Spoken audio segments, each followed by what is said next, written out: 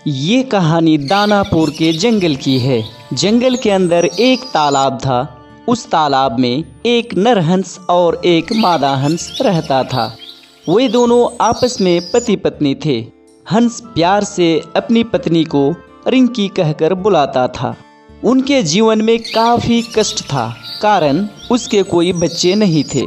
इसलिए मादा हंस हमेशा अपने घोंसले पर बैठकर अंडा देने की कोशिश करता, लेकिन उनकी कोशिश बेकार चली जाती और हंस अपनी पत्नी रिंकी के लिए रोजाना मछली पकड़कर लाता। एक दिन रिंकी अपना पति से कहती है, अजी सुनते हो, मेरे लिए आप हमेशा कष्ट उठाकर मछली का शिकार करके लाते हैं, इसलिए हमने सोचा कि आज मैं भी आपके साथ चलूंगी और दोनों मिलकर मछली का शिकार करेंगे। रिंकी के मुंह से ऐसी बात सुनकर हंस कहता है, ये तुम क्या बोल रही हो रिंकी? तुम्हें तकलीफ उठाने की कोई ज़रूरत नहीं। मैं तो मछली पकड़ कर लाऊंगा, उससे तुम खा लेना और मैं भूखा ही रह जाऊंगा। तुम घोंसले पर बैठकर सिर्फ अंडा देने की सोचो। कई साल बीत गए मेरे पति, लेकिन मैं इतनी अभागिन हूँ कि एक भी अंडा नहीं दे सका, इसलिए आज मैं अपने घोंसले पर नहीं जाऊंगी। रिंकी यानी मादा हंस किसी भी कीमत पर मानने को तैयार नहीं था, इसलिए दोनों शिकार करने निकल जाते हैं। जाते जाते उन्हें रास्ते में एक तांत्रिक हुदहुद मिल जाता है।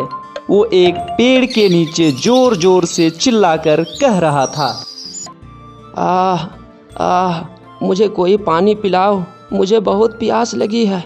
मुझे पानी पिलाओ, नहीं तो मैं प्यास से मर जाऊंगा। अजी सुनते हो, बेचारा पानी के लिए तड़प रहा है, इसे थोड़ा सा पानी पिला दो ना। ऐसे भी किसी प्यासे को पानी पिलाना पुण्य का काम होता है, इतनी सी इसकी सहायता कर दो।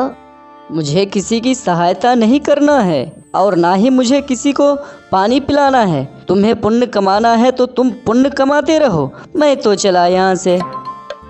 इतना बोलकर हंस वहाँ से चला जाता है और रिंकी एक मग लेकर पास के तालाब में चली जाती है और पानी लेकर आती है और तांत्रिक हुदहुद से कहती है, ये लो भाई पानी, अब तुम पानी पीकर अपना प्यास बुझा लो।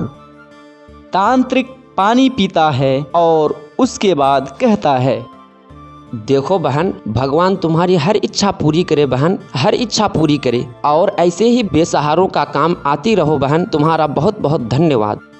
ये कहकर रिंकी वहाँ से घर की ओर लौट जाती है। तब तक शाम हो चुकी थी, इसलिए वह सो जाता है और सपने में वही तांत्रिक आकर रिंकी से कहता है, देखो बहन, कल रास्ते में जो तुमने मुझे पानी पिलाया था वह तुम्हारा परीक्षा था। इस परीक्षा में तुम पास हो गए हो। अब तुम बहुत जल्द ही माँ बनने वाली हो।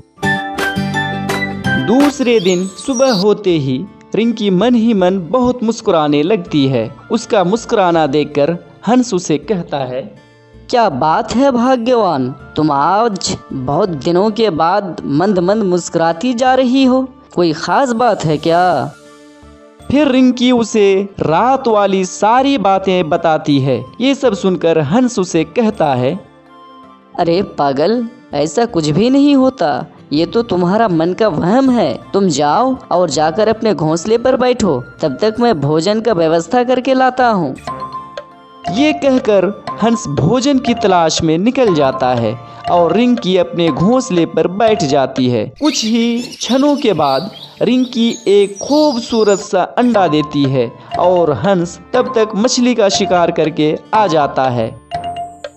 अंडा देखते ही हंस खुशी से बोलने लगता है, रिंकी, तुमने कितना खूबसूरत सा अंडा दिया है, बिल्कुल तुम्हारी तरह। अब मैं पापा कहलाऊंगा और तुम्हें भी कोई बांझ नहीं पुकारेगा, है ना रिंकी? हाँ बिल्कुल मेरे पति। अच्छा एक बात बताइए, अगर चूजा बेटा निकला तो क्या नाम रखेंगे, और अगर बेटी हुई तो क्या नाम रखेंगे? चूजा अगर बेटा निकला तो सुंदर नाम रखेंगे और यदि बेटी हुई तो नाम सुंदरी रखेंगे। दोनों के बीच इतनी सी बात हो पाई थी कि अंडा जोर जोर से हिलने लगता है और उसमें से एक काला कलोटा बच्चा निकलता है। ये देखकर हंस काफी गुस्सा हो जाता है और अपनी पत्नी रिंकी से कहता है, तुम अपने बेटे को लेकर निकल जाओ मेरे घर से। मैंने तुम्हें ऐसा संतान जन्म देने के लिए नहीं कहा था। और रही बात नाम रखने की, हमने कहा था अगर बेटा हुआ तो उसका नाम सुंदर रखेंगे, लेकिन सुंदर नहीं, इसका नाम तो बंदर रखेंगे, बंदर। तुम बंदर को लेकर यहाँ से निकलते हो कि नहीं? मुझे ऐसा बेटा नहीं चाहिए। जाओ तुम मेरे घर से निकल जाओ। तभी रिंकी रोते हुए अपने पति हंस से कहती है, आप आखिर ऐसा क्यों बोल रहे हैं?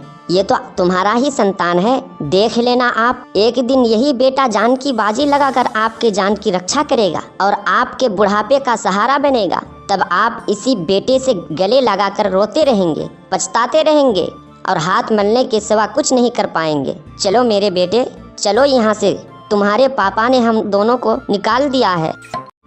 ऐसा बोलकर रिंकी अपने बेटे को लेकर वहाँ से जंगल की ओर जाने लगती है। चलते चलते थक जाने के कारण रिंकी का बेटा बोलता है, मम्मा मम्मा, मुझे भूख लगी है, कुछ खाने दो ना। हम लोग कहाँ जा रहे हैं मम्मा? और पापा तुम्हें ऐसे क्यों डांट रहे थे?